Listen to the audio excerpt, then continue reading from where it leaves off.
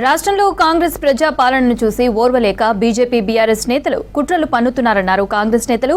వచ్చే assembly ఎన్నికల్లోపు BRS బీజేపీలో విలీనం కావడం ఖాయమన్నారు నేతలు. కేసీఆర్ కి రాష్ట్ర అవతరణ దినోత్సవం ఎందుకు గుర్తు రాలేదో చెప్పాలని డిమాండ్ చేశారు హస్తం నేతలు.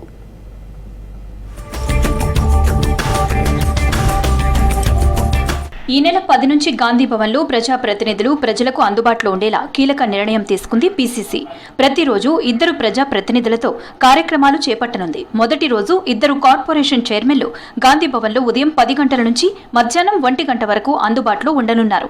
ప్రజల నుంచి వచ్చిన విజ్ఞప్తులను పరిష్కరించనున్నారు.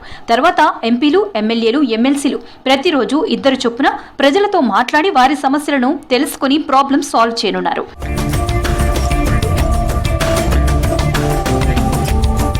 బీజేపీ బీఆర్ఎస్ కలిసి కాంగ్రెస్ ని దెబ్బతీయాలని చూస్తున్నాయని విమర్శించారు ప్రభుత్వ విప్ ఆది శ్రీనివాస్. బీఆర్ఎస్ బీజేపీలో విలీనం అవుతుందని కవిత లేఖలో చెప్పారని తెలిపారు. పొత్తు పెట్టుకోకుండా ఉండడానికి అసలు బీఆర్ఎస్ ఉండాలి కదా అని సెటైర్లు వేశారు. కవిత చెప్పిన దయ్యాలెవరో హరీష్ సమాధానం చెప్పాలని డిమాండ్ చేశారు ఆది శ్రీనివాస్. ఓవైపు కవిత గారు బీజేపీలో బీఆర్ఎస్ విలీనం చేయడానికి జరుగుతున్నటువంటి పరిణామాలను చెప్పిన దానికి సమాధానం చెప్పకుండా బీఆర్ఎస్ పార్టీ ఏ పార్టీతో పొత్తు పెట్టుకోదనే మాట వింటుంటే అసలు మీ పార్టీ ఉండదనే మాట కదా ఇప్పుడు చర్చ జరుగుతూ ఉంది. కవిత గారు అన్నట్టు అసలు మీ పార్టీలో దయ్యాలెవరు, కోవట్టులెవరు, ఆ ప్రశ్నలకు ముందు సమాధానం ఇచ్చి మాట్లాడితే బాగుండని చెప్పిన ప్రజలు అనుకునే సందర్భంలో కేసీఆర్ గారు అసలు పొత్తులుంటే లేదని నాకు చెప్తే బాగుంటుంది తప్ప మీరు మాట్లాడడానికి అసలు కేసీఆర్ హరీష్ రావు గారు ఎవరైనా మాట సందర్భం చెప్తూ ప్రభుత్వంపై మాజీ ఐపీఎస్ ఆర్ఎస్ ప్రవీణ్ కుమార్ బురద జల్లే ప్రయత్నం చేస్తున్నారని ఫైర్ అయ్యారు పీసీసీ అధికార ప్రతినిధి సామ రామ్మోహన్ రెడ్డి. గతంలో దళిత పిల్లల పేర్ల మీద వారికి అందాల్సిన సంక్షేమ పథకాలు పక్కదారి మళ్లించారని ఆరోపించారు. కేంద్రం కాగ్ నివేదికలో పొందుపర్చిన అంశాలే బయట పెడుతున్నామన్నారు. దళిత విద్యార్థుల పేరుతో ఆర్థిక శాఖ అనుమతి లేకుండా మొత్తం నిధులు లూటీ చేశారన్నారు రామ్మోహన్ రెడ్డి. ఆర్ఎస్ ప్రవీణ్ కుమార్ గారు మా ప్రభుత్వం మీద ఆయన ఇష్టానుసారంగా మా ప్రభుత్వాన్ని బద్నాం చేసేటటువంటి వ్యాఖ్యలు మనందరం కూడా వింటా ఉన్నాం. మరి ఆ ఎస్సీ గురుకులాలకి సెక్రటరీ లెక్క ఉంటున్నప్పుడు ఎంతెంత అవినీతి చేసిండు, ఎన్ని అక్రమాలకు పాల్పడ్డాడు అనేటటువంటి ఒక చేదు నిజాన్ని ఈరోజు తెలంగాణ సర్వసభ్య సమాజం ముందుకు నేను తేదలుచుకున్నా.